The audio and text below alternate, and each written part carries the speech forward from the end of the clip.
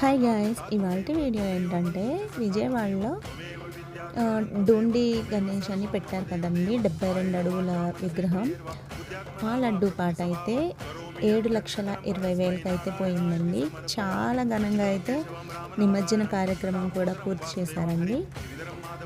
Lights కానీ, decoration కానీ, బాంబులు, హడావిడి, అసలు ఎంత బాగా కన్నుల పండుగగా అయితే అనిపించింది. మీరు కూడా ఈ వీడియోని చూసేయండి. ఈ వీడియో నచ్చితే లైక్ చేయండి, షేర్ చేయండి, సబ్స్క్రైబ్ చేయండి.